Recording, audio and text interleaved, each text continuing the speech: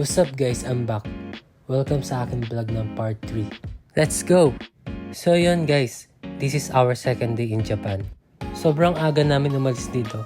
At kitang-kita mo yung view. Napakaganda. So yeah, ang pupuntahan namin ngayon ay Ueno. Pero kakain muna kami kasi gutom na kami eh.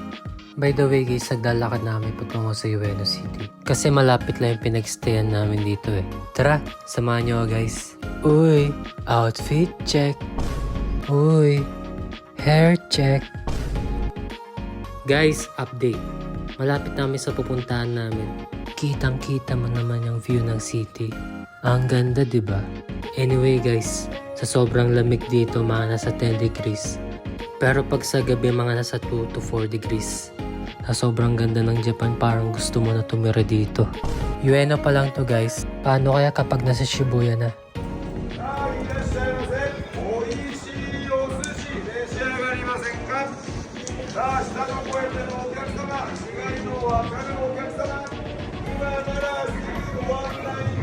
Guys, ang sabi niya, kumain na kayo dito para makauwi na kami ng may sahod. Update guys, nandito kami kung saan maraming nagbebenta ng kung ano-ano. Kagaya ng sapatos, pagkain, at iba pa. Ayan guys, papakita ko sa inyo kung ano yung mga binibenta nila. As you can see guys, puro mga masasarap yung mga binibenta nilang pagkain. And speaking of pagkain, kakain muna kami. Tara, kain guys. So yun guys, nandito na kami. Without further ado, ay mag-order muna kami guys. Tara, order muna. Ayan guys, Izakaya Yariki ang name ng restaurant nila. Halos sa mga nakikita ko, puro mga barbecue stick. Meron din yung mga healthy foods at iba pa. Guys, as you can see, puro mga beer yung mga drinks sila. At may mga soft drinks din at saka yung may mga recommended. Ayan guys, sa akin pala ang tawag dyan. O mas kilalang bilang Japanese rice wine. Ayan na guys, ayan na yung order ko. Yung abora at saka yung boiled quail egg. O mas kilalang pugo. Ayan na guys yung last order ko. Ayan nga pala yung grilled rice ball. Sorry guys kung nabawasan na yung pugo. It's 8 out of 10 para sa pugo tsaka isang barbecue. Kahit hindi ko pa nakakain yung isa. Kainan na guys, tara.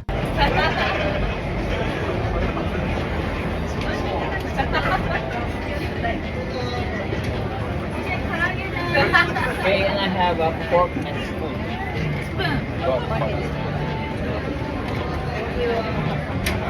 Ayan guys, as you can see masarap naman siya. Pero para sa akin it's 7 out of 10. Pero pag sinamahan mo ng ulam, it's 9 out of 10. Okay, walang tubig. Ha? Kami ako dito tayo. 7-Eleven. 7-Eleven sa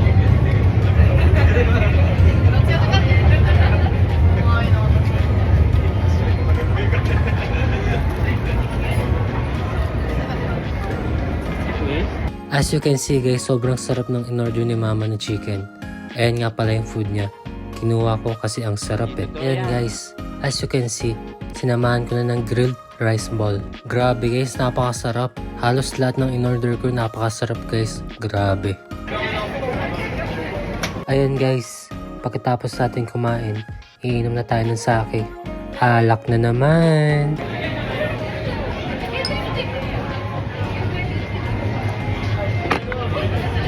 Kanpai guys.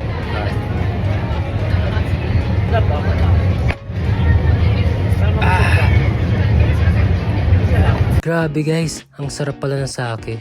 Pero lakas ng tama eh. It's 8 out of 10 guys. Ayan guys, ayan na yung last na kakainin ko.